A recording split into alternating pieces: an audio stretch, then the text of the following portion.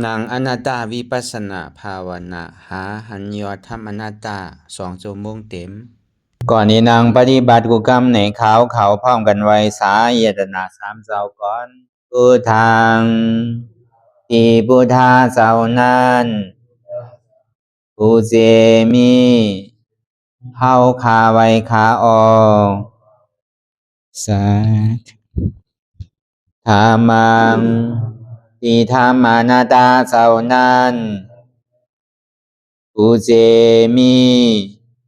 เฮาคาไว้คาออกสังฆังยาริยาแปดเจ้านั้นผู้เจมีเฮาคาไว้คาออกต่อสืบกาเฮาติเลยดูคันธาเปิงดีพระตราสังขากรอิมาหังอัตตาภาวังพุทธัสสะปาริจาสามิกาติอันธาพาเปิงพี่แยมในดูตันพุทธาสาวเฮาออกอิมาหังอัตตาภาวังธรรมัสสะปาริจาสามิ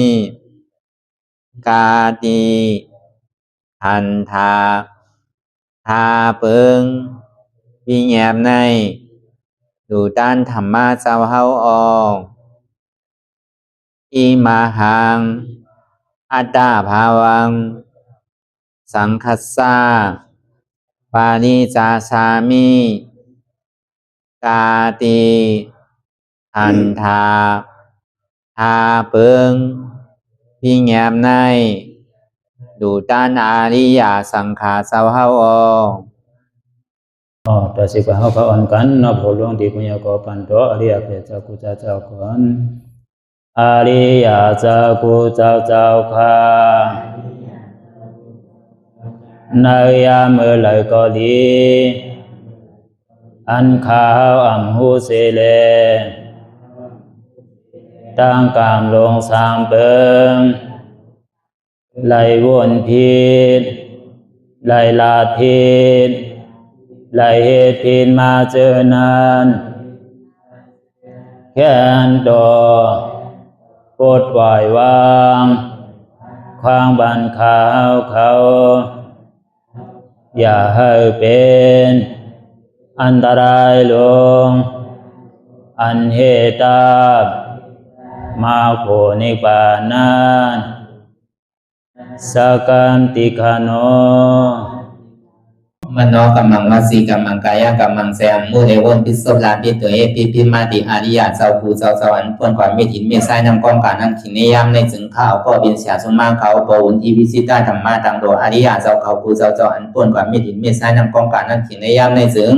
สังวาเจ้าเขาภูเจ้าภูบายอกิเขาภูก็ภูโกนแสมมุเรวนพิศลาปิตัวเอพิมาติตนตัวสาวตั้งหลังนั่นในสังพยามมุโยนั่นในสังในก็ภูสังเป็นอันตรายเหตุมรรคผลนิพพานเจ้าไหวใส่ให้ทัศนานสีภาวตระปันยาได้เป็นอันตรายให้จำมาผลนิพพานตอนนี้กว่าวันตามเมื่อตาเฮจงกันอาหันทุกข้าทุกข้าเป็นอนัตตาเยาเดียวอนัตตาตาเปอัตตาที่วิจิกิสาเกลียสานั่นเลยมดสิ่งเก่งหายกว่าในภาวะสัตว์ในอังแผงมันคือเลยห้าไหวผลยันห้าขามปุยนิพพานก็เย็นขันภัยสกรรมหลวยตาเนาะสาธุในก็เฮาติไรมาสอนไล่จ้างตือกรรมอนัตตาวิปัสสนาภาวนาหันยอดธรรมอนัตตาในข้าวยำ1 โมงต่อถึง3 โมงอ่อนตั้งสุดในก็คือเฮานางขาไก่กุดขาขวาทับต่างขาซ้ายก็ไหลอำนั้นขาซ้ายทับต่างขาขวาก็ไหลมือ2 ขอนต่างไว้เนื้อตักก็ยาวในไว้ตัวเฮาซื่ออย่าวิเคียงน่ะยาวก็อย่าวิหย่อนย่านน่ะก็เคียงป้นตีหนาในมันจังให้เธอเฮากันสั่นยาวก็ใครห้องใครให้พอเฮาหย่อนย่านป้นตีหนาในมันจังให้เธอเฮารับเหงาเฮานอนต้องเส้นตั้งกลางเส้นตั้งสายกลางนั่นอ่ำเคียงป้นอ่ำย่านป้น ห้องว่าเป็นเส้นตั้งปิญญาพอเคียงป้นเนี่ยก็เป็นสติอ่อนโหพอยานป้นเนี่ยเป็นสมาธิอ่อนโหป้อมเคียงยานนั่นเป็นปิญญาอ่อนโหก็เพราะนั้นศาสนาพุทธคำลาเป็นสาวในมันเป็นญาณปิญญาอ่อนโหฟังว่าศีลในมันตีให้เราโตใสใจใสสมาธิในมันดีให้เราโตนิ่มใจนิ่มวิปัสสนาในมันดีให้เธอญาณเฮาเกิดแต่ที่ตัดเป็นกิเลสนั่นในที่เราเอาญาณตัดมันมีเครื่องรางนักอะไรแต่ที่มาตัดกิเลสอะไรเนี่ยว่าในเครื่องรางนักในโลกาดงดังเสียงเครื่องรางนักในเมืองผีดังเสียงเครื่องรางนักในเมืองสางหนูป้าก็ยาวแต่ที่มาตัดเป็นกิเลสเนี่ยมันจังตัดเลยเลยเสการวิปัสสนาหรือเสคอสั่งคำสอนของบุญคำพุทธคำปราเป็นเจ้าเฮาโดยเสียเส้นตั้งมาแค่ที่ตัดขาดได้ก็เพราะนั้นในคือเขาบอกไว้กาไว้ขันก็เบอย่อกาอันไหนมันยามันหายย่อกากิเลสเนี่ยย่อกามังเสื้อมังเมี่ยวเนี่ยยาก็หายเพราะมันใครหายมากก็เหมือนเขาอยากเขานะเพราะเขาก็กินเขาอิ่มลองตั้งอยากเขาเนี่ยก็เป็นย่อกาหนังเขาย่อกาอยากเขาเป็นห้องย่อกาหนังเขาตั้งเป็นอยากเขาโปรเจกต์ต้องมาเนี่ยใครพายเบาพายนักก็เป็นย่อกาหนังเขานะเพราะเขากับพายก็มันก็หายอ่ะเพราะว่ายาก็หายยาก็หายนั่นพอมันโกนมันขึ้นมาเหมือนเขานอนนั่นน่ะพอมันนอนผายเลี้ยวพื้นหนึ่งก็มันโกนพอพื้นมาเนี่ยก็มันซ้ำสานั่นก็เป็นย่อกาหนึ่งอันนั้นห้อมยาก็มันหายพอถึงขิงขาข้าวยามันหายก็ย่อกามังเสื้อมังเมี้ยวในเนี่ยยาก็ตายยาก็ตายเป็นย่อกาเมี้ยวคือละยาก็เท่ายาก็เท่ายาก็เป็นยาก็เป็นยาก็ตายยาก็ตายย่อกาลองตั้งเท่าย่อกาลองตั้งเป็นย่อกาลองตั้งตายเนี่ยถ้ายาจื้อยาหรอกมันนึงเท่ากูว่าน่ะเท่าตั้งนอกก็อาศักมันนึงเท่าน่ะกล้วยกาพอถึงขิงขาข้าวยามันมาเนี่ยใครเฮ็ดจื้อก็ยาวใครจันจื้อใครตื้อจื้อก็มันเหมือนเก่ามันตึงเหมือนเก่าล้านั่นน่ะก็เพราะนั้นย่อกานั่นแน่ยาก็ตายยาก็ตายยาก็เท่ายาก็เท่ายาก็เจ็บยาก็เจ็บเนี่ยก้อยกายย่อกาที่อันมันยาเนี่ยมันตึงหายในพระท้องว่ากิเลสเนี่ยย่อกากิเลสเนี่ยมันมีเบียนเฮงหาปะโอ้โหซึกหลวงมันมีอยู่10ก็ในพอห้อมยาเนี่ยมันตึงหายมันตึงยาก็ตึงวันตึงขึ้นนั่นคือแหละเข้าติ่มหลอดมันไรนั่นตอนนั้นเข้ามาเปิดปังตะล่างในเข้าว่าวันไร4บอกไร2 ชั่วโมง2 นาทีในวันหนึ่งคืนหนึ่งในซ้ำมีอยู่เช้า4 ชั่วโมงเขาซ้ำเฮ็ดอยู่8 ชั่วโมงพอมาแตกกัน8 ชั่วโมงมันยังข้างทาง8 ชั่วโมงอันเท่าซุ่มมันอยู่นั่นจงอาพอห้อมซุ่มมันเนี่ยวันหนึ่งก็วันหนึ่งวงหนึ่งก็วงหนึ่งเลือนหนึ่งก็เลือนหนึ่งปีหนึ่งก็ปีหนึ่งจาดหนึ่งก็จาดหนึ่งซึ่งติดไรซึ่งติดก่อยไรย่อกาอันยามหายนั่นในเขามาทัดโดยเขาก็หู้น่ะมาสอนด้วยที่ไหนเพราะเขาเหลือมันในป่องว่าเพราะกิเลสมันย่อมเนี่ยก็ไล่เขาจ้างตื้อกรรมเนี่ยมันก่อยๆอยู่เหนือมันน่ะเพราะมันอยู่เหนือมันในต่อถึงเขาพอมาแตกเนืองตัวนั่นน่ะไล่ให้เท่านั้นไล่จ้างตื้อกรรมเท่านั้นเนี่ยนำเลยเสียกิเลสนั้นก็กิเลสในนำเลยเขาว่าเนี่ยเขาแตกอะไรกันเดียวแตกเนืองอะไรกันเดียวพวกใครไรเตะใครถึงเตะพวกใครหอดเตะซึ่งดีไรมันพวกห้อมซุ่มมันนะพวกไล่เฮ็ดมันวานเตะเป็นสินั่นย่อกากิเลสว่าเนี่ยมันหลีโกลีกักน่ะมันกว่าซ่อมเฮากูดีกูตั้ง โดยเสนั้นอันเก่าตั้งหลันเฮาเลยเฮ็ดสังไว้ในก็ซ้ำจอมมาย้อนหนีย้อนขอดเฮาอันเฮาถูกนี้เปิ้นไว้ทางดีย่อมเย้าอันเฮาเลยเฮ็ดทางเปิ้นไว้ทางดีย่อมเย้าพอมันมามือเดียวกันเสียงๆเปิ้นห้องนั่นน่ะป้อหลีก็ป้อหลีเอียงก็หลีก็เสียงๆนั่นน่ะป้อยามมือขี่มาใดก็มาหมดๆนั่นน่ะป้อมตั้นลูกป้อมตั้นแลนน่ะก็มันไขทบเพทบภัยมันนั่นเหมือนภัยสภาวะนั่นก็เหมือนนั่นดังเก่าป้อหลีมันอยู่ห้างดินก็หลีอยู่มันก็ใจพรดีตาก้นตั้งน้ำไรอยู่น้ำอยู่ห้างน้ำในก็ดีอยู่มันก็ใจพรดีตาน้ำไรอยู่ไฟบ่มันอยู่ห้างไฟในก็ดีอยู่มันก็ใจบนพรตาก้นตั้งน้ำไรอยู่ลมเนี่ยพอมันอยู่ห้างมันในก็มันก็ใจบนพรตาก้นตั้งน้ำไรอยู่ก็กับพอเมื่อไหร่มันเก๋ป้นยากกว่ามันน้ำป้นมาเนี่ยขานใจอ่ะถ้าหลีน้ำลมไฟในก็เหมือนนั่นหลังเก่าแต่มันอยู่ในตัวในใจเขาเนี่ยพวกเขาหัวตันจำมาเนี่ยมันกึ่งกลางเป็นมาเนี่ยมันดีโกหรือเขาว่าไพ่สภาวะลีนันว่านั่นมันปั่นพรดีซื้อเนี่ยเขาใครปลูกหมอกปลูกสังก็ไรเขาใครปลูกพักเยอะนั่งเขียวเขาใครปลูกต้นไม้ต้นหมากต้นหมอกนั่นก็เขามาเฮ็ดเป็นหอเป็นเฮิรนมาเฮ็ดอุดเฮ็ดลิ้นคุดเป็นน้ำเป็นน้องคุดเป็นวอ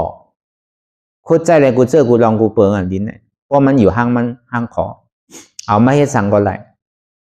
ก็กับพวกเมื่อไรมันอยู่นิ่มเศร้ามายาวเนี่ยมันแห้งป่นตีป่นตั้งมายาวนี่ก็มันจังเฮ็ดถือก้นเฮาดูซุ้ม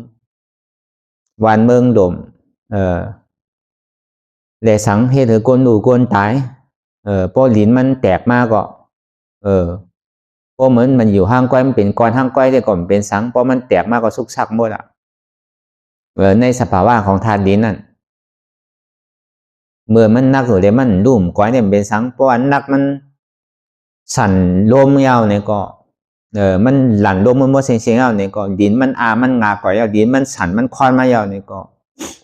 อัมบาสัตวะอัมบาน้ำลินหินผาอัมบาโคปุกโคสร้างโคเฮ็ดของเฮาฉะนั้นลูกก่อยขนปังมดต่อถึงอาศักใส่ใจเฮาเนี่ยพอมันปั่นพรจ้ามากกว่าดีโกธาตุลิ้นนั่นไฟนั่นก็อย่างนั้นหนังเก่าเพราะมันอยู่ห้างของมันดีแต่ก็มันเป็นสังหนังเก่าเอามาใจสังก็ไรเหมือนเฮาใจอยู่กูวันเฮาใจลองกลางค่ำกลางคืนเฮาก็ไรใจควันดีมันนำไฟเนี่ยพอมันรับสิ่งมาเฮาก็ไต่ไฟแรงอย่างกูเจอกูลองเขาเอาไฟใจกำนำมีไฟผ่านใจห้องน้ำห้องซ้ำจอมตาจอมตังเพราะกว่ามันได้หันตาหันตังเพราะมันอยู่ห้างของมันห้างก้อยเนี่ยก็ดีอยู่ก็แบบว่าเหมือนไหลมันแทงป่นมาเนี่ยก็คานใจหนังเก่าเพราะมันดุเป็นพื้นเป็นไพ่มาเนี่ยไพ่ไม่เถินไม่ป่าไพ่ไม่หอไม่เฮิรนไพ่แตกไพ่อันที่เป็นอยู่จำหิมอมตีลอยไพ่นั่นน่ะเพราะมันแตกมาในวานเมืองบ่มจังอยู่น้ำพอไหลไพ่เนี่ยพอไหลเหมือนน้ำพอมันแทงป่นตีน่ะก็ห้ามลีหนังเก่าอ่ะเพราะเมื่อไหร่มันมีลาเนี่ยก็ซ้ำลีหนังเก่าอ่ะนั่นไพ่เนี่ยเป็นอยากบูเซอร์กูลองน่ะก็มีไพ่เนี่ยมีก็มดีว่ะมีป่นตีน่ะก็มดีว่ะก็มีลาเนี่ยก็มันอยู่หยาบมันน่ะตีใจไพ่เหลียดก็ห้ามเต็มทนด้วยมันในใจเมื่อข้าวยามกลางวันแกพอกลางค่ำมาเนี่ยก็จังใจนึงก็เบอร์นั้นในเฮาก็ซ้ำดีไรเอากูเจอกูลองนะเฮอเลยไพ่นั่นพอมันเก็บป่นน่ะก็มันจะให้อย่างเต้พอมันหนาป่นน่ะก็เหลือใจอันเฮาหุงข้าวหุงผักหุงแกงกูเจอกูลองก็ซ้ำหนวใจไพ่นั่นก็แต่ว่าพรดีไพ่มีก็ซ้ำใจนั่นก็ซ้ำมีอยู่ก็หมอใจก็น้ำนั่นก็เหมือนนั่นนั่นก็พอมันหนำป่นก็มลีมันเก็บป่นก็มลีพอมันอยู่ห้างขอมันไหนพอใจพรดีไรตาตั้งน้ำก็เบอร์สั่งไหนไพ่ในหมังปองเนี่ยมีก็ยังไรเพราะการน้ำเนี่ยพอมีเนี่ยมันเป็นไรเอาอะไรกินน้ำกูวันตีไรสุกไรซวยไรโทไรอาบไรใจไรสอยเนี่ยก็เบอร์น้ำอันเท่าไรปลูกภาคเยอะนั่งเขียวไรปลูกหมักไม่หมักตอกปลูกอันซ้อมกินกูเจอกูลองมาเข้ากูเจอกูอันที่ตาเท่าตีซุ้งตาเท่าตีกินนั่นเนี่ยก็ตีไรปึงอิงน้ำพอแหงน่ะป้อมมีลาเนี่ยก็ดุข่าโคตรจืดก็บอกซ้ำในเสื้อเอาหนังเก่าเหมือนหนังฮาวาในเวียงตนตีนั่นป้อมมีเงินเต้มจังคุดด้วยน้ำนั่นเป็นเพราะอะไรขายเสื้อเอาใส่โทรจีเอากับขายนั่นน่ะป้อมมีเงินเต้ก็ตอกป้อมออกเพราะมันมีลาก็ดุข่า พอมันแห้งป่นตีป่นตั้งน่ะก็ซ้ำตุกข้าหนังเก่าป่นนำทมมาเลยสังผลหาแห้งมาเลยสังเนี่ยพอเป็นที่นั้นก็ปันลองตั้งตุกข้าจังลู่จังกวายจังโกนจังปังวันเมืองเลยสังนาทีรักฐานในสังโกนก็จังลู่จังตายย้อนมันเมื่อหลังเมืองป่นเมื่อป่นมาปีป่นมานั่นน่ะนำทมกว่ากูผายกูตั้งกูตีมันแต่คิดเรียกกันอยู่ในซ้ำเนี่ยก็ทมเป็น8 ปอกลูกเพราะมันนำป่นน่ะเนี่ยก็เฮ็ดคืออกจากโคของเฮาซุ่มเดี๋ยวเช่นนั้นเนี่ยเอาอาซักใส่เฮาซุ่มกว่าเพราะมันนำป่นก็ซ้ำดีว่ะเพราะมันเก๋ป่นลาเนี่ยก็ซ้ำดีหนังเก่าซ้ำดีได้หาซื้อเพราะมันมีน้ำก็ทำได้แต่ว่าน้ำนั่นมันมีดีและมีจ้าอยู่แล้วแลกกันเพราะมันอยู่ห้างขอห้างมันดีก็มันเป็นสังเพราะมันใหญ่ป่นตีนั่นนี่ก็เฮ็ดให้มันเป็นรองตั้งสุกซักกับหมดโลมนั่นก็หนังนั้นหนังเก่าพอมันแห้งป่นก็มันดีมันมีลาเนี่ยก็มันดีเมื่อหนังพอเป็นข้าวไหมมาเนี่ยรวมบ่มท้องนั่นก็เบอร์มันไหมป่นนะครับพอเลยเอาวีมาวีเลยสังพอเลยเปิดพัดลมปันนั่นเลยสังทีไหนมันเย็นเนี่ยก็เขาก็หาดื้อจ้อมเงาไม่เงาตอกอันจ้าเปิ้นมีพื้นมีไผ่อันจ้าเปิ้นมีไผ่ผ้าใช่ไหมก็เปิ้นก็เอาพัดลมเนี่ยสังเอาแอร์เนี่ยปัดปันมันมันดีเย็นเพราะว่ามันมีลาก็ซ้ำตุกขะเพราะมันมีหนาลาน้ำป่นตีหนาลาเนี่ยก็พอมันปัดเอาแห้งป่นตีหนาเนี่ยก็จังปัดเอาหอเอาเฮิรนปัดเอาหอเอาเฮิรนปัดเอาลวดเอากว่าปัดเอาก้นเนี่ยพอรู้พอตายย้อนมันดังนำพอรวมแห้งมาในนำฝั่งหลายเนี่ยสังในวันในเมืองใหญ่ลงเลสังต้นไม่ต้นตอกพอหักพอกลพอไกวพอปังย้อนมันต่อถึงหอเฮิรนเจนทันนั้นพอรู้พอกลย้อนมันหนังเขารวมนี่ก็นำหนาก็มันดีมีลาเนี่ยก็มันดีก็กับพวกมันอยู่ห้างขอมันเนี่ยก็มันก็ดีอยู่ห้างมันหนังเขามันมีดีใดมีจ้าอยู่ในตัวมันฐานดินนำลมไพ่เนี่ยก็ในพอมาวนตัวในตัวเขาในก็เหมือนนั้นหนังเก่ามันก็มีไว้4 ตัวในหนังเก่ามีถาดดินถาดน้ำถาดไฟถาดลมหนังเก่าก็กับมันก็อยู่ห้างขอมันก็กะอยู่ห้างขอมันเสต้าเนี่ยก็พอดีมาว่าเต้ในพระเป็นเสาในแตกเนื่องว่าเหมือนหนังงูเห่าลง4 ตัวว่ะฐานดินนำลมไพ่เนี่ยอันเฮาหักอันเฮาลุ่มลามันพอมันกัดเนี่ยก็เฮาหาอุ่นปันมันพอมันไหมเนี่ยก็เฮาหาเย็นปันมันใช่ไหมพอมันขยักมากเนี่ยก็เฮาหาปันกินมันอยู่กลุ่มการลุ่มลามันอยู่เอาใจมันบากูเจอกูลองพอมันเจ็บมันก้นมันขึ้นมันเมยมันแกนมาเนี่ยก็เฮาก็หาเครื่องป้องกันหนึ่งเลยมันติ่มเจ็บก้นขึ้นเมยแกนนั่นกลุ่มการหักโตโกตายอยู่น่ะในพระเป็นเจ้าเฮาแตกนึงปันตัวเฮาในมันเหมือนหนังก้นหญ้าต่ำว่ะหญ้าต่ำอาเปียดขุนว่ะเหมือนเฮาเกิดมาในเมืองคงกังเนี่ยก็ในปญญาต่ำมาเปียดขุนยาวเนี่ยเปิ้นสมัยก็ใส่คอกว่ะปญญาต่ำหัวตีนโต๊ะคอกน่ะก็ว่าพอโต๊ะคอกยาวเนี่ยมันซ้ำมีลักมาลงหาก้อว่ะก้นนั้นไปคาเหียมอยู่ก้นให้หลวงก้นลักมาลงตาที่คาเหียมก้นนั่นอันพิษอมูอุปเตนั่นมีอยู่หาก้อปันเขาจะเนี่ยเอากว่าเอากับขังไว้เลยเนี่ยเพราะเอากับขังไว้ในซื้อเนี่ยเพื่อการมันดีมีปุนพรแต่ดีเลี้ยงหลูลุ่มลาเพราะเมื่อใครเฮ็ดการหยาบใครมีลองตั้งหยาบผืดได้เหตุการณ์เหมือนเปิ้นในเมื่อตีเลยลุ่มลางู4 ตัวเนี่ยตีเลยปันมันกินข้าวกินน้ำข้าวยำปันก็โดดปันกินข้าวยำอาบน้ำก็โดดปันมันอาบข้าวยำนอนก็โดดปันมันนอนข้าวยำเปียกก็โดดมันเปียกนั่นก็เขาว่ามันก็ตั้งใจตั้งข้อยโฮมจมให้ลุ่มลางูเห่าลง4 ตัวก็ในจ่องมีปิ่ง4 ก้อนหนึ่งมาหันมันลุ่มลาเจ้านั้นยาวแหละไออันที่เมื่อลุ่มลาอยู่เมื่อเหลือมันเป็นงูเห่าลงนั่นเนี่ยวะเมื่อกูห้าเนี่ยวะมีกล่องมีปิดลงนั่นงู4 ตัวนั่นเนี่ยวะงูตัวหนึ่งเนี่ยเป็นงูวายย่อวะงูตัวหนึ่งเนี่ยเป็นงูเตจ้อวะงูตัวหนึ่งเนี่ยเป็นงูเปิดทวีวะงูตัวหนึ่งซ้ำเป็นงูอาป้อเนี่ยวะงูวายย้อนวันนั้นงูรวมเหมือนวันนั้นเพราะว่ามันได้ซักบันก้นเท่าในเอ็นจังขาดเส้นเดือดเส้นสังเกตในจังปูจังขาดเนี่ยวะเพราะว่ากล้องมันเตอใส่ก้นเอาเนี่ยเมื่อทำกลุ่มการลุ่มลาปัดคือมันกินอีหลีนอนอีหลีเนี่ยกามเพราะมันเมื่อไรเพราะว่าลมท่ามันปวดไม่เอาเนี่ยมันดิซักปันเมื่อนั่นเพราะมันซักปันเมื่อเนี่ยเพราะยางงูลมซักเนี่ยมันจังเฮ็ดถือเอ็นเท้าขาดวะเฮ็ดถือเส้นเดือดเท้าขาดวะ เฮ็ดคือเส้นหัวใจเฮาขาดฉะนั้นอันเป็นว่าไอหยงจ้อขาดว่าจังไหนเส้นเลือดในเอานอกเฮาขาดว่าจังไหนเส้นเลือดไอหยงจ้อเฮาขาดเส้นนี้เอาตายผากว่าเป็นอัมพฤกษ์อัมพาตเป็นนั่นน่ะลาดกรรมกว่าปีนั่นน่ะงูตัวนั้นเนี่ยเพราะว่ามันในซักต่อเจ้าเนี่ยมันจังเฮ็ดคือเฮาขาดเลือดเฮาขาดเนี่ยก็ในงูเตโซนั่นเนี่ยมันเป็นงูไผ่นั่นเนี่ยว่าอันนั้นเพราะว่ามันได้ซักยาวในลางทั้งตัวเนี่ยว่ามันติกัดนี่ลางแข็งกับมดหู้ซึกสังนั่นน่ะเพราะเขาขยับตัวก่อนหู้เจี๊ยบหุ่มเจี๊ยบมั่วเมียวก้นตายผักนั่นก็ก้นตายทั้งเสียงเลยสังตายทั้งผักทั้งตายเลยสังจังไหนมียามมิ้วน่ะ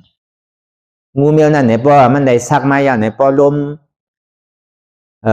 จ้ามันปอลมท่ามันปอมายาวเนี่ยเพราะมันซักปันได้มันติลางแบบเสียงอ่ะติกัดแบบเสียงอ่ะหู้สังอ่ะเนี่ยก็ไม่ก็ดีไม่เสียงเพราะกัดก็ดีกัดแต่เสียงว่ะงูเตโซนั่น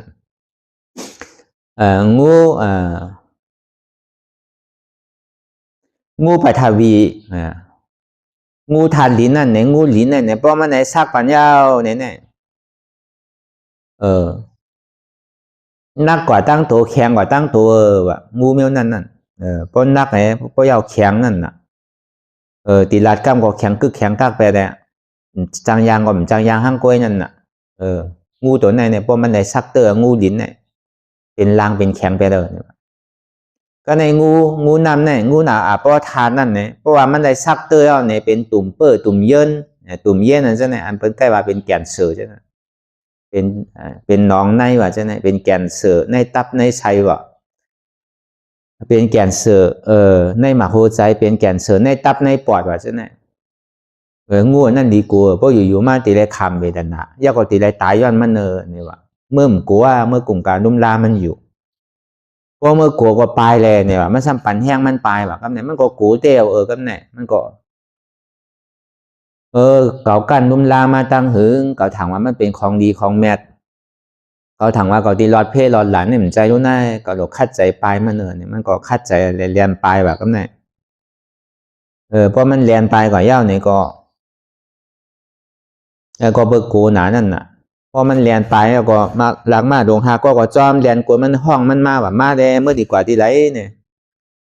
มันก็ซ้ำคุกใส่ไรปีอ่ะซี่นั่นว่าอย่าไปอยู่พอเมื่ออยู่เนี่ยเปิ้นดีเอาเมื่อเปิ้นดีป้อดีทุบตีเมื่อเปิ้นดีเอางูซักเมื่อตายหลายๆแกฮะพอเมื่อใครโป้ยก็เมื่อดอกไปมันก็คัดใจที่นั้นก็หาไปอยู่ดีกว่าก็ในพอมันกว่าเนี่ยมันซ้ำไก่ย่าขึ้นห้ามอยู่มีเฮินห้ามว่ะ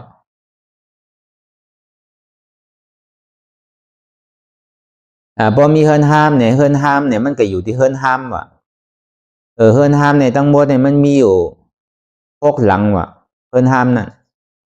พอมันก็อยู่ยาวเนี่ยก็ถึงนี้มีโจรโดงมาว่ะกันเนี่ยเป็นโจรเฮินหนึ่งเอาจับเฮินหนึ่งโจรเฮินทนหนึ่งทนสองมามันจำมาลอยๆอ่ะลูกเสียงเขาก็ห้องมาลอยๆอ่ะนะอ๋อนี่เป็นโจรว่ะเนี่ยไผมีเฮินบอกมาเลยไผมีก่อนลาเนี่ยพวกไผมันโกตายเนี่ยก็บอกมามีโคของเงินข้ามอะไรก็ปันเฮาติ่มปันตายก็ในพอมาสามีมันโกตายครับเนี่ยพอมายามันพอมันมีสังปันก็เป็นสักดีเหียมมันตายมีโจรนั่นว่านั่นเขาติ่มปันเอาสักรอดง่ายๆมีอย่างเขาดีเอาเสียงพอมันมีก็เขาใจลำมากเขาดีเหียมเขาตายนั่นมันก็โกน่ะเลยเอาไปเฮินห้ามนั่นว่ะพอไปเฮินห้ามไม่เอาเนี่ยก็เฮ็ดกว่าให้มากเขาในเถินในป่ากว่าก็หานำปังลายหันผังนำปังลายพอมันหันนำผังลายมันก็เอ็นนานตีคามกว่าทั้งปุ่นก็เบอร์ปีญาซี่เนี่ยบอกมันไว้เอาดูเพราะกว่าเส้นในมันติดได้ย่าในพอป่นงูเอาเนี่ยมันติดย่าหลังมาดงหาก็พอป่นหลังมาดงหาก็เอาเนี่ยมันติดย่าทบย่าเฮินห้ามพอทบย่าเฮินห้ามเอาเนี่ยมันติทบย่าฝังนำปังลายพอทบย่าฝังนำปังลายเอาก็มีไม้ก็ดูเอาไม้โดเนียเฮ็ดเปเฮ็ดสังเลยติคามกว่าไรนั่นเจ้าเต้ตัวเจ้าเก่าจังอยู่ไรจังไพ่ไรเนี่ยก็เอาไม่เอาสังอะไรไพ่กว่าเลยเพราะเมื่อป่วนในเมืองในเมื่อดีกันยากกุนตั้งนาเพราะเมื่อยากกุนตั้งนาเมื่อติ่มได้มะขามเมื่อติ่มได้ตกขอกทั้งเราอ่ะเมื่อติ่มขามเลี้ยงดูนุ่มลางูนั่นงูก็ติ่มเฮ็ดไทยเมื่อไรอ่ะเนี่ยมันก็ว่าจีน่ะกล้วยกาเมื่อติ่มเมื่อได้มันติ่มมีโอ้ยก็เฮาอันตีน้องเสื้อคือเฮาอันเฮามีลองตั้งใจตีใจจับใจเปี้ยนเนี่ยเขาดีมากเนี่ยเขาดีมากห้องกล้วยกะ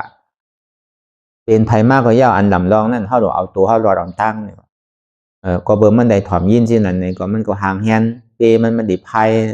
คำนำปังหลายนั่นเพราะเป็นนั้นว่าอันใจเป็นเจอเคยพี่น้องมันอันเป็นก้นบึดก้นเกยมันจะนั่นเป็นอ้อยก็ทำมาเป็นอ้อยก็มีสวยมันจะนั่นเป็นปีเป็นน้องเป็นลูกเป็นล่างเป็นผัวเป็นเมียมันจะนั่นมันก็มาห้องมาจอมห้องมันพอมาจอมห้องมันก็มันกลัวมันเมื่อมันก็คาดใจพายเฮอกว่าพอมันพายเฮอกว่าเนี่ยก็มันก็ฮอดตั้งฝั่งปุ่นเพราะว่ามันก็ฮอดตั้งฝั่งปุ่นแล้วก็กับเนี่ยก็หลอดเพลหลอดไพ่เอามีสังตาดีมาเฮ็ดเธอเขาไล่กับลูกค้าทางมีงูตัวไล่ตาดีมาซักเขาทั้งเอามีล้างมาหลงก็ไล่ตาดีมาปันตัวปันตามเขาเอาอันนี้ก็เฮาว่าเปิงแตงมันเป็นชื่อหือนี่เฮาว่าสภาวะงูให้ดง4ตัวนั้นมันเป็นธาตุดินน้ำลมไฟนั่นน่ะ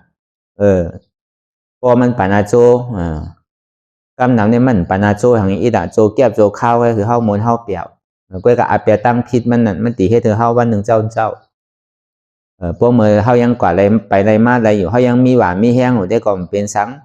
วันหนึ่งเจ้ามาเนี่ยเพราะมันอย่างมันเหมือนเก่ามาเนี่ยคนเฮาเนี่ยเพราะว่ายุวสักเท่ามาแล้วเนี่ยก็ตั้งใครตั้งเป็นเนี่ยก็นำมาจอมน่ะเพราะถึงขิงขาข้าวยามนั้นมาเนี่ยเฮาดีเฮ็ดสังเต้ๆก็สังเฮ็ดเพราะยากงูตัวใดตัวหนึ่งพอซักไปแล้วก็ซุ่มซุ่มจัดเหตุการณ์อะไรก็มันจังเฮ็ดแล้วก็เบอร์นั้นอันเฮามาตกคอกนั่นเปิงว่าอันเฮาแลมาดิยุกนำคันธาเนี่ยเฮามาเกิดเป็นก้นในป่องว่าเฮามาตกคอกอันเฮามาเกิดมาคองยามอยู่เนี่ยหลังมาหลวงหาก้อนนะเป็นขันธาหาเปิงว่าจอมห้องจอมหาเฮาได้ดีกว่านั่นคือเลยเฮามันติ่มเฮาติ่มป่วนมันนั่นเพิ่นหาหลังนั่นจอมห้องเฮาดีกว่าอันลองเปี่ยวมวนเซ่อลองอันเฮาเจออันเปี่ยวอันมวน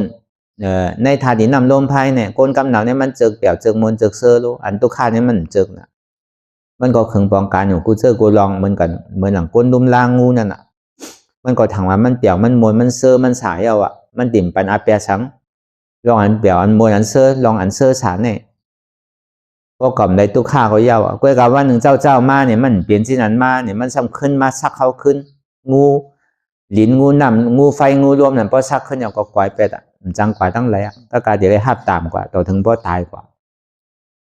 ป้อมปลายมันไวๆเนี่ยก็เหมือนนั้นพอมันหูยาวก็มันก็ปลายเพราะปลายซ้ำไก่ย่าเฮิรนห้างอยู่เฮิรนห้ามหมูแน่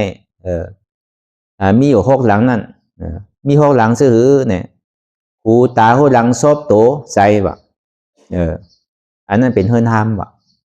โจรน่ะถ้าเป็นสังน่ะเสียงนั่นเป็นโจรว่ะทางนั่นเป็นโจรว่ะอายหนุ่มนั่นเป็นโจรว่ะอายสารนั่นเป็นโจรว่ะตัวเดียนเท่าไรตุ้มเตอร์คนนุ่งโคไว้เท่านั่นเป็นโจรว่ะอันเท่าเจอหนานั่นเป็นโจรว่ะที่อย่างได้ว่าเป็นโจรซื้อเนี่ยเพราะเขาเจอเสียงดีเนี่ยเขาหลบกับหาเสื้อนะอันนี้มันโจรตั้งหัวนะเสียงสังเต็มหูนะเพราะเขาเจอทางดีเนี่ยก็เขาติดกับหาเสื้ออันทางนั่นนะอันนั้นมันโจรตั้งตาว่ะเพราะเขาเจอกันหอมเนี่ยก็เขาติดกับเสื้ออันหอมนั่นมานั่นน่ะอันนั้นมันสวมตั้งหูหลังว่ะนั่นอายสาในแค่มือเนี่ยก็ในมันโจรตั้งอายสาก็เบอร์ลินเนี่ยมันเป็นเฮิรนห้ามน่ะอันเท่าจิ้มด้วยอันเจิงหนานั่นเนี่ยมันเป็นโจรว่ะนั่นอันดีกินนั่นมันจะดีไรมาหลายๆได้มาหลอกหลายๆเขาดีเลยเอาเงินกับซื้อน่ะนั่นเป็นห้องว่าโจรว่ะนั่นโจรตั้งศพว่ะโคนุ่งโคไว้เท่านั้นในโจรตั้งตัวว่ะนั่นอันในทางดีอันในดีนุ่งอันในดียุบดีกรรมอันในดีขี่ดีใจเนี่ยก็อันนั้นบอกว่ามันโจรตั้งตัวเขาว่ะนั่นเขาเจอใจหนาเนี่ยอันมันซ้ำโจรตั้งใจว่ะก็ในถึงเดียมือมันพายกว่านั่นถึงดีมีไว้ก็พี่น้องมันอันที่มันยามมือยามเคยนั่นในสันตาความพอใจเตียมันเป็นอยู่จากนั้นมันก็จังมายามันนิดมาจากเขาจังมาสอส่วนเลยเขาพอดีเป็นตั้งมันนั่นพอดีเป็นโอ้เป็นใจมันนั่นนี่ก็มันมายามาเกากูเจอกูลองแหละมันพอดีถูกอกถูกใจเขานั่นนั่นมันเหมือนหนังอันเขายามติดจับกลับมาหึงว่ะลองตั้งเวทนาลองอัตตาตั้งนอกนั่นก็ในเตียนเขาคาดใจไพ่เฮอกว่านั่นเหมือนเขามาเหตุการณ์ละลานนั่นมีเฮมีไม่เนี่ยก็มีอะไรเนี่ยก็เอาอันนั่นกว่าใจอะไรอันใดเนี่ยก็เอาอันนั่นเหตุกะว่าอะไรอันใดเหตุอะไรอันใดเนี่ยก็มีเหลี่ยมเดียวกับการที่ได้ไพ่กว่า มีสองอันก็การที่ได้พายกว่านั่นก็เลยพอดีป้วนเอาฝั่งในแหละกว่าถึงผังป้วนก็เบอร์กุนเนี่ยมันมีสี่กุนเพื่อการโหเงาพึ่งมันเนี่ยมันได้ป้วนกุนนอนตั้งเนี่ยกุนนึงนั่นมันก็คาใจพายกว่าถึงหอถึงกุนปุ่นเต้ว่ะอันมันพายกว่าเนี่ยมันเป็นสังละเป็นสมาธิที่สมาสังกัปปะลองตั้งหันหมันแมนวนหมันแมนว่ะอันหันมาตั้งปื้อตั้งโมตั้งเสียงเนี่ยมันเหมือนหนังงูหายหลวงถัดหินนำลมไพ่ก็ทันถาหาเปิงนั่นในก็เหมือนหนัง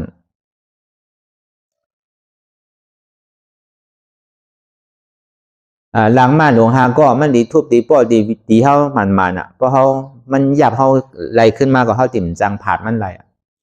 ก็เบอร์นั้นนั่งเลยเขาตีผาดพามันไหลนั่นเนี่ยก็เขาจุ่นนั่นน่ะบอกเขาจุ่นคันถาธาตุดินน้ำลมไฟที่มันปอกเกิดขึ้นเป็นมันก็ในเป็นธาตุลมในเป็นธาตุไฟในเป็นธาตุน้ำก็โตเก่าใจเก่าวันนี้มันมีเมื่อหนังเข้าพาว่างอะไรเข้าสืบกว่าเมื่อหนังเข้านั่งเลยเข้าพื้นหนึ่งในป่องว่าเข้าคาดใจตาดีปลายมันแต่พอเสียงมันมายากหางมันมายากหูหลังมายากซวบมายากตัวมายากใจมายากนี่ก็เสียงนี่ก็มีจังว่ารับหูรับตารับหูหลังรับซบรับตัวอยากเปิดใจอย่าไปเอาเสียงมาวนอย่าไปเอาหางมาวนอย่าไปเอาไอโนมมาวนอย่าไปเอายาสามาวนอย่าไปเอาลองตั้งนุ่งตั้งไหวมาวนอย่าไปเอาลองตั้งอันเจิกใสนั่นมาวนอย่าไปหึงมันนิจาเข้าดิเพราะมันนิจาเข้าดิก็เหมือนโจรหลงมันโจรเข้ากูมือกูวันโจรเข้าตึงวันตึงคืนมั่นใจเหมือนเข้าขยักเหมือนก้นติดกับฝีนั่นน่ะขยักกับฝีมันนั่งขึงปองการเท่านั้นแหละก็เบอร์มันได้กินกับฝีเพื่อกับผีเนี่ยอันกินก็เป็นอันกินก็เบอร์ตาตัวเพราะมันใจเป็นตาสิกันนั่นกินเนี่ยก็เบอร์นั้นน่ะหมักตาก็มันพอสวนนั่นเดินเส้นนั่นมาเนี่ยอันได้กินก็มันพอสวนนั่นน่ะถ้าว่าเปิงแตกมันกะโกนี่มากกับฝีใช่ไหมมากอันน้ำหวานเจมใช่ไหมอันนี้ก็มันเป็นส่วนอันนึงน่ะถ้าว่าก็เบอร์ตีดอายาสาลองตั้งกินนั่นก็เบอร์ตีดอายาสาลองตั้งกินนั่นตาหันช่างใครกินเนี่ยเพราะกินเนี่ยมันถูกใจเนี่ยถ้ามันเจิกใจเนี่ยอันนั้นบอกว่ามันโจรทั้ง3 อันบางตาก็โจรซบก็โจรใจก็โจรแล้วก็เบอร์นั้นมันจะย่าโจรนั่นเพราะมันมีสังปันลาเนี่ยก็มันดีแหมแปดมันดีกวยโจรนั่นดีกวยแปดห้อมถึงฝั่งน้ำพุนอะไรป้อมแหมก็มันดีมากเพราะมันแหมเนี่ยก็เปิ้นสำดีหูลองมันเนาะมันกะอะไรแหมก็เบอร์นั้นเฮาตายย้อนนั้นไหนเฮาตายย้อนโจรป้อมตายย้อนขันถาหาเปิงเนี่ยก็ตายย้อนงูหลง4 ตัวตายย้อนงูหลง4 ตัวเนี่ยก็ติตายย้อนโจรหลง6ก็ป้อมตายโดยโจรหลง6ก็เนี่ยก็เฮาติตายย้อนปีย้อนน้องย้อนเจอย้อนเคอเฮานั่นอันนี้มันมายากมาเก่าเฮาก็เนี่ยมันสืบกว่าตั้งนานนั่นมันก็หันไม่หันเเปิดให้การทลาเนี่ยเป็นกัดเย็นเมียวเนี่ยก็มันซ้ำดีไรเมียวหรือไรหวังมันกันดังเก่านั่นเขาให้การทลามาเนี่ยเป็นที่ไหนกล้วยกามเมื่อโหดูแต่พอเขาถอมด้วยได้ก็นางปอกไร2 ชั่วโมงเนี่ยเขาก่อมไปยามเฮ็ดก็เบอร์ของเขายามเฮ็ดได้ก็เอาใจเขาว่าเขานั่งนึงก่อมเป็นสังมีไผมาว่าเขาถึงขิงลูกก็ลูกถึงขิงกินก็ลูกกินเขาใครกินสังเนี่ยก็เขาเตรียมดีออกมาอะไรอยู่เปิ้นปันเขากินอยู่เพราะมันเจออาหารราตั้งกินเกิดมันเจียมเนี่ยเขาว่าที่เปิ้นอะไรอยู่เพราะกูปอกอันเขายามเขามาเต้ด้วยการตินในมันใจเนี่ยลองกินก็กินหยาบลองอยู่ก็อยู่หยาบลองนั่งก็เลยว่าอีเกียซุ่มมาในที่ไรนั่ง2 ชั่วโมงก่อนว่าเนี่ยเพราะอะไรถอมยินสายงานที่เขาใครโกนก็เนี่ยพอมาเฮ็ดเต้เนี่ยได้ใจ2 ชั่วโมงเต้อยู่ก้อยกะ2 นาทีเนี่ยเมื่อเขาเฮ็ดได้มันหนาเต้มันขันใจเต้พอถึงเมื่อเขาป้อมันในหายก่อนตั้งไรเชียงก่อมหัวพอมาวนด้วยเนี่ยมันสาวเนี่ยก็เบอร์สั่งเมื่อเขาเฮ็ดได้มันหนาอีกนึงก้อยกะพอเขาป้อยก็ซ้ำสาเว้าโตเว้าใจมันไข่เปิงไว้ใจเขาอันที่ยามมีล้อผ้าก็ล้อผ้าในอาบเก๋มากอันยามมีต่อซาในต่อซาก็อาบเก๋มากอันยามมีหมาหน้าเต็กที่เนี่ยก็หมาหน้าเขาก็ย่อมมากลองตั้งหันอันเท่ายามหันพิษไว้เสียเนี่ยก็เข้าหันหมันเมียนมากอันใดเป็นวิปัสสนาอันใดเป็นสมาธิอันวันเนี่ยก็เข้าก็หมอเจียกเพลมาเตะอันเท่าได้ถ่อมตะลาเนี่ยอันได้เป็นลองตะลาตานหน้าได้เป็นตะลาลองศีลาได้เป็นตะลาลองสมาธิได้เป็นตะลาลองวิปัสสนาเนี่ยเขาก็เข้าใจมาเตะ อันนี้บอกว่าอันเท่าไรเฮ็ดในยามจ้างตื้อกลับมาก็เปิดเท่าไรจิ้มตัวเยาแหละมันเผ็ดกว่าหัวมันเผ็ดมันเจมกว่าหัวมันเจมมันขมกว่าหัวมันขมมันหวานกว่าหัวมันหวานนั่นน่ะก็เปิดนั้นนี่แหละจึงดีเลยบอกในกันนี่แหละมันมีเตฝั่งทั้งปุ่นแน่อ่อนกันเฮ็ดเป้ไว้แหละอ่อนกันหาไม่ไว้แหละนะคือเฮาตีพายป่นไรในเมนำโลนในเพราะเฮาพายป่นไรก็ถึงญี่ปุ่นเนี่ยแค่ใน3 สาคือกล่อมหัวตอนนั้นเฮาตึกพายอยู่นี่มันบ่เปรี้ยวเยาอ่ะอันเฮาไรไปลองอันใจอุปทานใจติดใจจับใจแป้นเนี่ยมันบ่3 สาเฮาย่ำไปถึงกุนเด้อเพราะมันถึงกุนเนี่ยมันแค่ใน3 สาคือกล่อมหูเนี่ยอธิเปมเป็นเช่นพอข้ามป่นกว่าถึงฝั่งปุ่นเยานี่บนห้องว่าพอถึงอันแม่น้ำนั่นเป็นสังละแม่น้ำลงสีแม่เนี่ยเมทีหนึ่งเนี่ยเป็นกาโมฆะเมทีที่2เนี่ยเป็นกามภาโมฆะเมที3เนี่ยวิโมฆะเมที4เนี่ยเป็นอวิชชาโมฆะเพราะห้องโมฆะลงสีแม่อันนี้ปัญญาเสียนมันเนี่ยเส้นตั้งเขานั่นซ้ำเป็นไพ่ละเป็นพระราเป็นเจ้าเนี่ยตัวเขาเนี่ยมันเหมือนหนังโกนยาต่ำมันเนี่ยพอเขาฮัดเฮ็ดไว้ๆคัดใจไว้ๆก็เจ้าองค์ที่มาเอาเมื่อไหร่ก็หูของว่าเขาเป็นโกนถุงยาต่ำนะวันหนึ่งเจ้ามาเนี่ยเจ้ามันดีมาเอาเตี่ยมาเอาปอกกับขึ้นเอากับติดคอกขึ้นกับขังไว้ในคอกขึ้นงูอัน4 ตัวนั่นก็อันเฮายามดุมลามาก็มันดีมาหาเฮาขึ้นมันดีซักเฮาเมื่อไหร่ดีตอดเฮาเมื่อไหร่ก็นั่นแล้วก็บนนั้นป้อโกมันตอดในซึ้งโกบนป้อบนบุปนตีเฮาในซึ้งป้อไข่ป่น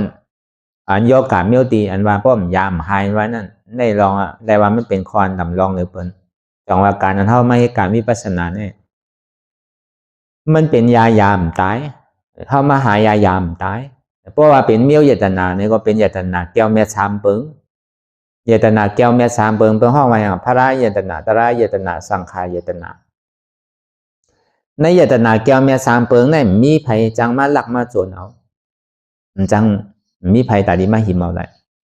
ก็เบอร์มันอยู่ไว้ในหมากล่ำหัวใจห้างไผห้างมันเยตนาในเมียนเลเสต่างเสื้อต่างรองอันว่าในเยตนาในเมืองผีได้สังเมืองสังเลยสังเมืองนากาเมืองกัดหลดในเมืองไรเสมว่าอันที่เมียเลยเสียเยตนาแก้วเมีย3 เปิงเนี่ยมันเมียแต่ที่มาแตกหนึ่งไหลนั่นจังว่าเยตนาแก้วเมีย3 เปิงนั่นเป็นอันเมียหล่อนต้อนเกเตลาเป็นชาวฮอไว้ในปิวหลงชีวิตสูงนั่นมันปลาไว้อยู่แล้วนั่นเรียสังเนี่ยเพราะเป็นยาเนี่ยก็เป็นยามตายเป็นยาอมตะตายก่อนป้นทั้ง7 ปอกเพื่อกระซ้ำจังว่าเพราะเขาคามป้นในเมตั้งนายเอาในซึ้งเฮาเลยเฮ็ดสังไว้ก็ยาวลองตั้งจ้องวันหลังนั่นบ่ขามก็ติได้ขามในจันไหนเจ้ายาหานตาเขาก็ยังได้ขามอยู่เพราะว่าเลยเฮ็ดบวชไว้จ้องวันหลังในเฮาเลยเฮ็ดพิษสังไว้เนี่ยมันถึงมีโกนเอากูก็อันยามมึกยามพี่แต่มีไผก็ตอนหนังพระราเป็นเจ้าเฮาก็ย่ำรอดยังไก่มีโหไข่ว่ะก็มีต้องเจ็บว่าจังได๋ก็เบิ่มันเจ้าเลยเฮ็ดไว้นั่นเก่าเลยเฮ็ดอากุโสไว้นั่นเก่าก็เบอร์นั้นมันเป็นจาสุดท้ายพระเป็นเจ้าเขาเยาว์แน่ลองอากุโสลองกรรมอากุโสกรรมมันว่านั่นป้อมขามมันเยาว์ซึ่งติได้ขามพระเป็นเจ้ายาหันตาขมปนอริยาขมปนพุทธศาสนาแค่5ก็เบอร์นั้นเนี่ยป้อใครป้นในตีเกศสุดมันเนี่ยป้อเขาขามเป็ดกว่าในกามโมฆะเอาในซึ้งมันก็สุดกว่าในภาวะจัดในเขาเลยขามก็ขามในภาวะจัดในแกจานนามาเนี่ยก็เท่ากับฮอดเมืองผีเอาแต่เป็นขุนผีนางผีเอาก็กับเป็นขุนผีนางผีเอาเนี่ยก็ได้เปี่ยวมวลก็เปิดซอดาปันสกิดากรรมเนี่ยซึ่งมีโผมีเมอะไรกับเปี่ยวในเมืองผีเมืองสางก็มีก็เป็นผู้หญิงเนี่ยก็มีโผลายอยู่มีโผขุนผีนั่นก็เป็นผู้ใจเนี่ยก็มีเมเป็นนางผีนั่นก็ยังมีอะไรอยู่ก็เป็นซอดาปันสกิดากรรมเนี่ยเพราะเป็นอนาการเนี่ยมันก็เกิดเมืองช้างเอาเพราะเป็นยาหันตาแต่มันมาเกิดทีไรกว่านี่ปั่นทีหนึ่งดีเหลียวก็เพราะนั้นยาเมียวในเพราะห้อมยาเนี่ยมันหายยากิเลสเนี่ยตอนหนังเมืองช้างเมืองผีเนี่ยมันแค่ขึ้นจันคือขึ้นยาเขานั่นเครื่องรังนาเขานั่นมันแค่กัดแขนคือก็ยาวแต่ดีมากคาซับตัดเบ็ดกิเลสเนี่ยมันคาอะไรมันตัดไปเมียวยาเนี่ยก็ ตีไม่ยาอย่าไปตายอย่าไปเท่าเลยนั่นก็ไม่ว่าอะไรก็การที่เลยตายก็เบอร์ยามันตายเนี่ยเป็นยาอมตะแต่ที่หูจักอมตะนั่นสัมดีได้เฮ็ดหันไรเฮ็ดอนัตตาพอหันอนัตตาก็ได้อมตะพอหันอนิจจาเนี่ยก็ได้นิจจาพอหันทุกขาเนี่ยก็ได้สุขะพอหันอนัตตาเนี่ยก็ได้อมตะแล้วก็เบอร์นั้นพอหันอนัตตาก็ได้อมตะพออัตตาตัวเราเนี่ยก็อมตะเกิดพอทุกขาสุดแล้วเนี่ยก็สุขะเกิดพออนิจจาสุดแล้วเนี่ยก็นิจจาเกิดมันเป็นของกูกันแล้วก็เบอร์นั้นอย่าไปกลัวในการเข้าสืบข้าวตั้งยางกว่าตั้งนานเนี่ยก็เปิดพระเป็นเจ้าเขาเลยว่าไว้ดีงามๆเอาเลยพอเขาถ่อมความพลาเนี่ยพระเป็นเจ้าเขาห่อไว้เนี่ยเขาสำดีกับถ่อมกำไพละพอเขาถ่อมกำพระเนี่ยก็เขาตีไรกัดเย็นนั่นถ้าเป็นเจ้าเขาสอนชื่อหือจ้างชื่อกรรมชื่อหือในเส้นตั้งอริยมรรคแปดเปลือกในมีสังพองอันนี้มันเป็นลักเป็นเหตุเป็นตราเตียนมันง่ายปอดมันเป็นอันหยาบอันเย็นอย่างเช่นจัตราสี่เปิงเนี่ยพอดีวัดเตอันมันเมียนชื่อใจอยู่สี่อันเนี่ยสัมดีได้หันชื่อหือสัมดีได้เฮ็ดชื่อได้หาหันไรละดีได้ไปเข้ายามอยู่ห้าเนี่ยดีได้ไปวันไหลเดือนไหลปีไหลชาติไหลละมันโดไปเข้ายามวันไหลเดือนไหลปีไหลชาติไหลนั่งกำไหลก็หู้ว่ามันตึงหันกำนั่นมันใจว่าเท่าก็หันมันใจว่าเรียกก็หันใจหันกันกูก็บ้าเรียกว่าหนุ่มบ้าเท่าบ้าผู้เรียกผู้ใหญ่บ้าผู้ยิ่งผู้ใจบ้าบุญเจ้าบ้าเจ้าสั่งไม่เขาหันกูก็เขานั่งก่อนเนี่ยลองเจ็บลองเสียบลองไม้เนี่ยยุ่มยำมาหันกูก็อันเจ็บแกนต้งตอนนี้สันกล้วยกาเดียนเจ็บแกนต้งตอนนี้สันเนี่ยมันเหตุการณ์มันบางพอมันเจ็บมาเนี่ยมันดีตื้อเท่ากับหามันกำหนำเนี่ยเขาอย่าไปกว่าจอมมันเจ็บก็เป็นลองเจ็บเขาหลวหูอันเท่าถูกดีหมอไว้ว่างนั่นเขาหลวหูอันหันเนี่ยมันเป็นการหันเจ็บแกนต้งตอนนี้สันมันเป็นลองมันพอมันเจ็บแกนตรงตอดในซานเนี่ยมันติส่งมาตีใจเขาเมื่อมันเจ็บแกนตรงตอดในซานเนี่ยมันคันใจเนี่ยนะคนเฮาวันเนี่ยคันใจเดือใจหนาเนี่ยอันมันคันใจเดือใจหนาเนี่ยมันเป็นมันนอวิญญาณเพราะเฮาว่าเป็นธาตุหูอันเฮาวางอันหน้าตาในตีไรวางตีอันคันใจนั่นวางตีอันหูอันเจ็บนั่นมันใจกับว่างที่อันโตเจ็บนั่นว่างที่อันหูเจ็บแล้วพอเขาเยอะจริงเนี่ยเข้ากว่าอะไรง่ายบางพอมันเจ็บมาเนี่ยมันติดตื้อเท่ากว่าเนี่ยมันยังอยู่ยังเจ็บยังตัวยังเจ็บผู้ว่าที่เอาชื่อสุนทานกันกว่าเชงอันไรเป็นอันไรก็ป้อมใครหู้ถามว่าเฮ็ดไรอยู่ก้อยกามันเดือดใสมันอยู่กลางนั่นสติมันแห้งนั่นก็ในพอปล่อยพ้นทีนาในซ้ำเป็นสมาธิไปพอตัวหนาในซ้ำเป็นสติอ่อนหัวพอปล่อยป้นในซ้ำเป็นสมาธิอ่อนหัวพอสมาธิอ่อนหัวอยู่ๆก็คลิกก่อยก็มีอยู่ตกใจใช่ไหมไปห้องสมาธิอ่อนหัวนั่นเหมือนหนังเจี๊ยบของมันกับตัวมันเอาไว้เอาหยงกับไว้ทีไรทีนึงก็เหมือนหนังปล่อยมันไว้มันสนใจมันตัวมันก็ซ้ำไรตัวมันหนาจำมันหนาก็ซ้ำอะไรทีไรห้าคู่ในเส้นตั้งสามันนั่นเส้นตั้งไตเส้นตั้งเหนือเลยเส้นตั้งเครื่องกลางเขาหลวไว้ใจมันหนังเส้นตั้งซื้อกลางนั่นเหมือนหนังเขาออกข้าวตั้งเขาหลวตัวตั้งนั่นกับเขาบะอย่าไปตัวหมักล่อมันอย่าไปโกนน้ำมันเสียงเดี๋ยวหอกาก่อนติ๊กกันนะเพราะเป็นเมียวก้นหอกาก่อนอันเจ็บแกนตรงตอนนี้ชันนี่ก็มันเหมือนน้ำมันกานั่นเพราะน้ำมันหลีน้ำมันมีกว่ามันจังกว่านั่นตัวเขาก็มันเหมือนตัวก้านั่นใจเขาเนี่ยเหมือนหนังก้นหอมันตีได้ไว้ใจเหมือนก้นหอมันติ่มไรไว้แต่อยู่ที่หมักล่อมันอยู่ที่ตัวมันใจว่าโดกับไม่ใจน้ำมันมีเขาหลดตัวเส้นตั้งอะไรสืบกว่าที่ติ๊กแกบางปอนพอมันเจ็บมาเนี่ยมันตื้อเท่ากว่าที่ติ๊กตื้อเท่ากับอยู่จอมมันกับจอมมันก็ยาวเนี่ยพอเป็นเช่นนั้นเขาหลดในคู่ตัวปอกมากขึ้นปอกมาอยู่กลางจอมมันหนามปล่อยมัน พอมันเจ็บแกนตรงตอนนี้ชันจังหวะเท่านั้นรับตาหาเนี่ยคือหันเจ็บแกนตรงตอนนี้ชันคือหัวเจ็บแกนตรงตอนนี้ชันคือถ้าบอกเจ็บแกนตรงตอนนี้ชันจังว่าหันอยู่ผู้อยู่ยอมหับเนี่ยวางเป็นอนัตตาวางอันวันนั้นวางที่ไหนวางที่ใจอันผู้เจ็บวางที่ใจอันหับเจ็บเป็นอนัตตาไม่ใจว่าวางที่อันมันเจ็บโดวางที่อันผู้เจ็บมันเหมือนนั้นในก่อวนตัวดีแต่พอเป็นที่นั้นในก่อเข้าตีเล็กกว่าง่ายๆดมๆสองว่าอันเจ็บแกนตรงตอนเนชานอันหูเจ็บแกนตรงตอนเนชานอันภาพเจ็บแกนตรงตอนเนชานนี่เป็นสังเป็นทุกข้าเสียจ่าหันทุกข้าผู้ทุกข้าภาพเอาทุกข้าเนี่ยเป็นทุกข้าเสียจ่าวางเหตุทุกข้าเหตุทุกข้านั่นจะเป็นสังเพราะเขาตัวกับเพราะเมื่อไรเนี่ยเขาตัวไรแต่ก็เหตุทางเอาจ้องมันเนี่ยมันไปปอกเกิดขึ้นเถอะเพราะเมื่อไรเขาใครขามแล้วเพราะใครก้านเพราะใครป้อก็เพราะใครนึงก็เปิดสังใดมันขามก็เปิดสังใดใครค่ายก็เปิดสังใดใครนึงก็เปิดเขามีลองตั้งหยุ่มพิดว่ามีโหเก๋าเพราะมันกับเจ็บตีโหก็โหเก๋าเจ็บเก๋าขามแล้วโหเจ็บน่ะเจ็บตีแอลก็เปิดเขาหยุ่มว่าแอลเก๋าเจ็บต้องเจ็บน่ะก็เปิดเก๋าหยุ่มว่าต้องเก๋าเจ็บโกนเก๋าเจ็บขาเก๋าเจ็บอันขามแล้วเนี่ยก็เปิดเข้าหยุ่มว่ามีโหมีขามีมือมีโตมีโกนมีต้องมีใจมีเจ็บอันนี้เป็นเหตุทางเอาจ้องมันตัวหูเหตุทางเอาจ้องมันดีเลี้ยวเนี่ยก็ดีเลยเหตุถือละมันงามกันเอาหนังกันเนี่ยอย่าไปกึ่งกลางโกกันเดียวอย่าไปกึ่งกลางพื้นกันเดียวอย่าไปกึ่งกลางใครปอกันเดียวก็เปิดสังในใครพื้นละก็เปิดสังซ้ำใครก้านน่ะ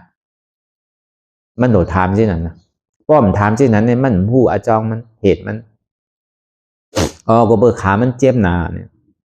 ขาเจ็บเนี่ยขาเนี่ยเป็นอาจองทุกข้ากำเดียวเจ็บเนี่ยเป็นอาโจทุกข้ากำเดียวพอมาวนด้วยหลีจ่องมันเป็นขาเกาเต้อยู่ห้าเนี่ยเป็นเต้อยู่เพราะเป็นเต้สั่งมันได้อย่างพี่มันเจ็บแรงเป็นไรนะป้อมเป็นไรก็มั่นใจขาเนี่ยอันหมอวนท่าสั่งที่ไหนเนี่ยเป็นสมาธิที่นะอันหันพี่ได้เป็นมิจฉาทิฏฐิน่ะอันวนพี่ได้เป็นมิจฉาสังกัปปะน่ะหันพี่หันมามีโหมีขามีมือมีตัวมีใจมีเจ็บวนพี่กันหนึ่งเป็นค่ายบรรยายเป็นเปิดตามื่นตามองขี่มองข้าวมองยามเลยก้อยกะเข้ากับยามพื้นยามหนึ่งมาสี่ก้อยกะมันก็หายพื้นก็เจ็บบุกไอ้นั่นก็มาป้องคำเป็นมาไล่ไงเพราะเขาใกล้พื้นก้อยกะเพราเขาเยื่นกว่าถึงดิมพื้นมาถึงดีเปิลปอมาเนี่ยก็ซ้ำมีนั่นเก่าเจ็บก็ซ้ำหายอาโจมันถึงหันกำเดียวมันโดไปเมื่อพวกมันโดไปวงน้ำโดไปเดินนาปีนาเช็ดจานว่าเนี่ยมันโดเลยหันกำเดียวเนี่ยนะก็เปิดป้อมันเป็นของมันแม่เนี่ยมันโดไปข้าวยำมันถึงหันกำเดียวโดไปขิงไปข้าวไปยำสั่งมันเฮาว่าเช็ดจานตะลาอันเท่าถูกตีหันนั่นอาจองทุกขาอาโจทุกขาเหตุทางเราเหตุและผลเนี่ยว่าเป็นปาลีอาจองและอาโจเนี่ยนะว่าเป็นความหมายในห้องอาจองอาโจน่ะ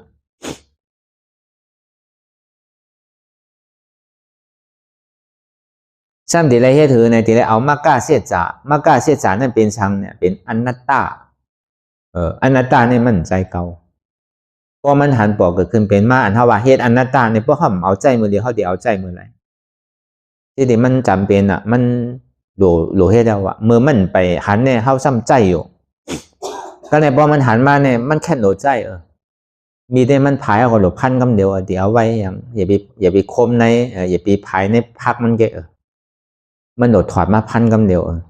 มันจังดีเนนำในตัวมันไหล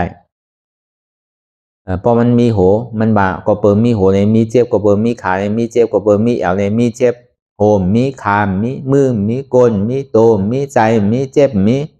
ก็มีสั้นเป็นสังละเป็นอนัตตามันใจเขาเอาอนัตตาก็เป็นอัตตานั่นอัตตาสัมวาเป็นเขาอนัตตาสัมวาอ่ำใจเขาที่ไหนที่แกหันอยู่หู้อยู่ย่อมหับนั่นแหละย่อก็ว่างเป็นอนัตตาอันตาที่ว่างเป็นอนัตตานั่นนี่ก็ที่เรียกว่างอัตตา อัตตาว่าเป็นหูเกาขาเกามือเกาตัวเกาใจเกาเจ็บเกาอนัตตาว่าอ่ำใจหูเกาอ่ำใจขาเกาอ่ำใจมือเกาอ่ำใจตัวเกาอ่ำใจใจเกาอ่ำใจเจ็บเกามีสาสังกัปปะมาเพื่อนปันหนึ่งปันค่ายปันยายปันเปิดตามื่นตามองขิงมองข้าวมองยำเนี่ยสมาสังกัปปะซ้ำอ่ำเพื่อนอ่ำหนึ่งอ่ำต้มอ่ำค่ายอ่ำยายอ่ำเปิดตามื่นตาอ่ำมองขิงมองข้าวมองยำตายมีสองตายบ่ก้นตายเป็นผีอัตตาตายเป็นอริยะภัยตายก็มซุ้มเฮ็ดที่ไหนต่อสู้กับมันพอเฮ็ดที่ไหนที่เดียวเนี่ยก็อัตตาวันนี้มันดีโตกว่าพออัตตาโตกว่าเย้าเนี่ยก็ทุกขานั่นเนี่ยก็สุดกว่าพอทุกขาสุดกว่าเย้าเนี่ยก็อันนี้จ้าเนี่ยก็กึดเปียดพออัตตาโตก็ขึ้นมาเป็นอมตะพอทุกขาสุดเย้าเนี่ยก็ขึ้นมาเป็นสุขะพออันนี้จ้ากึดเย้าเนี่ยก็ขึ้นมาเป็นนิจจาอมตะสุขะนิจจาอมตะธาตุสันติสุขะนิจจาเนี่ยเป็นนิพพานท่องว่านิโรธาเสจาอันมันเมียนซื่อใจอยู่สี่เปิงเนี่ยก็กะนิพพานนี่มันเป็นผลอันโจมันพอมันเฮ็ดเหตุทางเราอันจ้องมันตกเนี่ยมันไปหู้เตอเป็นชื่อมันเป็นการทับมันใจเป็นการเฮ็ดการเฮ็ดเต้ๆเนี่ยการหันการหู้การเฮ็ดเต้ๆมันมีสามเลยทุกขาเสจาเนี่ยเป็นผลอันโจของทุกขะสมุทัยเสจาเนี่ยเป็นเหตุทางเราอันจ้องทุกขะมรรคเสจาเนี่ยเป็นเหตุทางเราอันจ้องสุขะแต่ดีต่อสู้จอมอันจ้องทุกขะเพราะอันจ้องทุกขะรับสุดเสียงอย่างอันโจทุกขะก็รับกว่าเพราะอันโจทุกขะรับกว่าแล้วก็ผลอันโจสุขะก็เกิดขึ้นมานี่จะสันติสุขะอมตะธาตุแล้วก็มันติเลยเข้าเป็นนิโรธาเสจากะห้องว่าสาสีกรณากิจจาเนี่ยพอเป็นปริยัติปฏิบัติปฏิเวทาเนี่ยพอเอาปฏิบัติก็ปฏิเวทาปริยัตินั่นเห็นเอาปฏิในจ้างตื้อกรรมเอาปฏิเวทานั่นก็ฮอดจอดถึงกว่าเย้าเอาปฏิเวทาเพราะเป็นการในก็หนึ่งนางรับตาออกมาเดี๋ยวเนี่ยเป็นภาวนากิจจาสองสาวหาเหตุทางเราอาจ้องให้มันทบ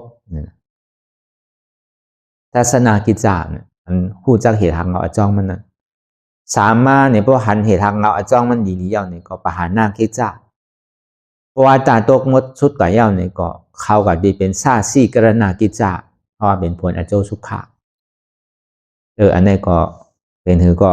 คือเขาวนทัศสังตัวดีวนยาวๆเขายามหึงอย่าไปว่าไพ่อย่าไปว่าเทิงหันได้สังวนได้สังหึงพอเพียงเพียงกันกว่าวนต่อถึงเจ็บนั้นพอสุดวนต่อถึงทุกขาพอสุด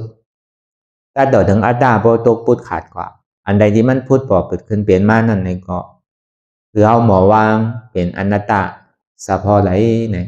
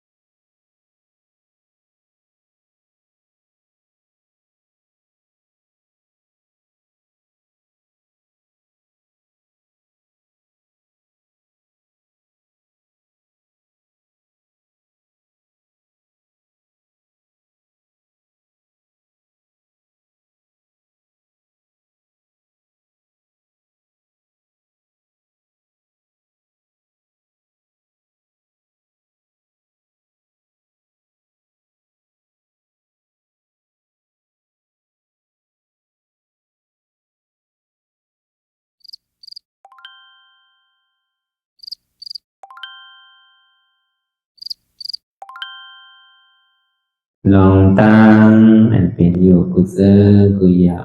ย้ายข้องคำไว้ที่ใส่หูถอดถอนออกที่ใส่หูมันออกเสียงก่อนสภาวะอะไรก็ดีลองตั้งอะไรก็ดีอันเกิดขึ้นมาที่อยู่ตัวที่ใส่ที่เจี๊ยบสนั่นถอดถอนออกที่ใส่หูมันออกเสียงสภาวะยุทธาสีเปิงสนั่นเจ็บเทียนโตกอดเนตสานสั่นไหวโคมไต่ไม่กัดอ่อนแข็งสู้ตุนทรัพยายจึงอยากเป็นดูสภาวะยุทธาสีเปิงสนั่นตีหนังทาดกว่าผู้ทรัพย์ตีอัตตากว่ายึดว่ามีโตมีใสมีเจ็บสนั่นเอาบ่วางเป็นอนัตตาไหล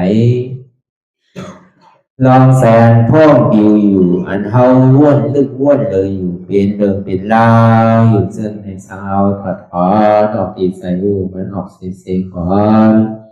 ยอมกึดยอมออกยอมลงอันเฮ็ดให้เฮายินดียินให้เสื่อมอารมณ์เสื่อมถึงใสถึงคอไว้ตีมันยืดไว้ตีมันเป็นทุกขานั้นปวดปล่อยวางออกที่ใส่หูมันออกเสียงก่อนลองเสื้อเป็นทุกข้าเลยลองย้อนถึงใสหลายๆอย่างมันเกิดขึ้นมาตีตัวตีใสตีเจียบสนั่น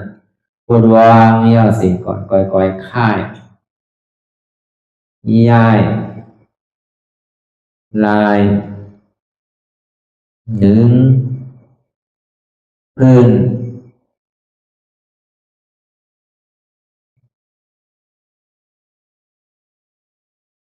พยายามไหนก่อยเปิดตาลืมตาลอยได้เป็นการปฏิบัติธรรมโคตรอายธรรมอันเกิดขึ้นที่โตที่ใสที่เจ็บอันนั้นโคนหาเหตุหาเงาพระจองทุกขันนั้นต่อสื่อการในเฮาที่ได้ส่งเมตตาถึงวิเนยสัตวะตั้งหมดตั้งสิ่งก่อนอิดาเมบุญยังอาสวะคายังนิบานังวาหอตุมาปุญญาภากังสเปสัตตาสมาลาพันตุอีตังเมปุญญังอันเฮาคา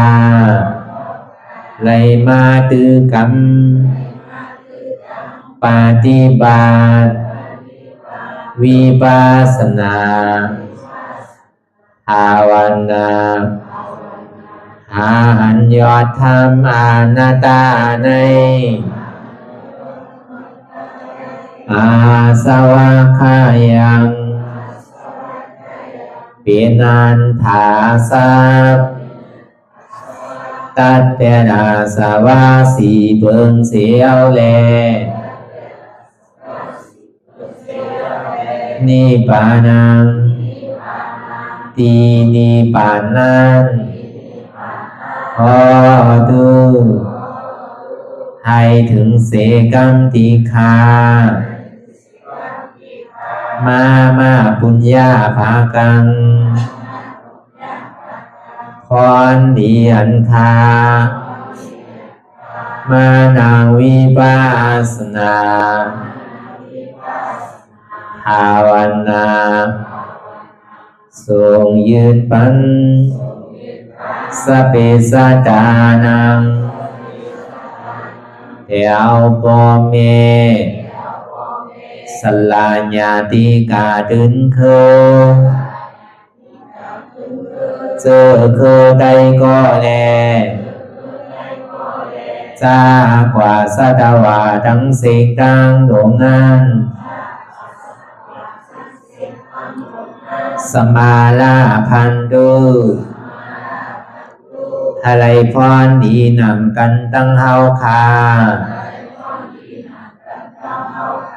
ตังสิงสกรรมติคาโน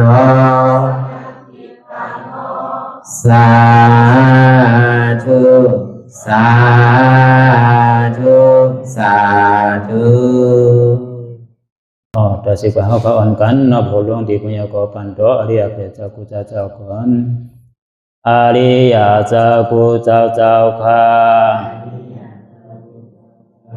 ในยามเมื่อไหร่ก็ดีอันข้าวอ่ำหูเสเลตั้งกามลงสามเปิงไหลวนพิษไหลลาดพิษไหลเหตุพิษมาเจอนานแค้นดอปดไหววางความบันขาวเขาอย่าให้เป็นอันตรายลงอันเหตุตามาโผนิปานันสกันติคาโนมโนกัมมังวสีกัมมังกายกัมมังแสมมุเรวนพิศลาปิตัวเอพิมาติอาริยะเจ้าภูเจ้าสวรรค์พ้นความเมตินเมสายนำกองการนั้นขินนิยามในจึงข้าวก็บินเสียสมาเขาปวุนทีวิสิตาธรรมะตังโดอาริยะเจ้าเขาภูเจ้าสวรรค์พ้นความเมตินเมสายนำกองการนั้นขินนิยามในจึงสังวาเจ้าเขาภูเจ้าภูบายกิเขาภูก็ภูคนแสมมุเรวนพิศลาปิตัวเอพิมาติตนตัวสาวตั้งหลังนั่นในสังพยามโยนั่นในสังในกอภูสังเป็นอันตรายเหตุมรรคผลนิพพานเจ้าไหวใส่ให้ทัศนานสีภาวตระปันยาได้เป็นอันตรายให้จำมาผลนิพพานตอนนี้กว่าวันตามเมื่อตาเฮอจงกันอาหารทุกข้าทุกข้าเป็นอนัตตาเยาวเดียวอนัตตาตาเปอัตตาติวิจิกิจสักเรียสารนั่นเลยมดสิ่งเก่งหายกว่าในภาวะสัตว์ในอังแผงมันคือเลยห้าไหวผลยันห้าขามปุยนิพพานก็เย็นขันภัยสกรรมรวยตาเนาะสาธุสาธุ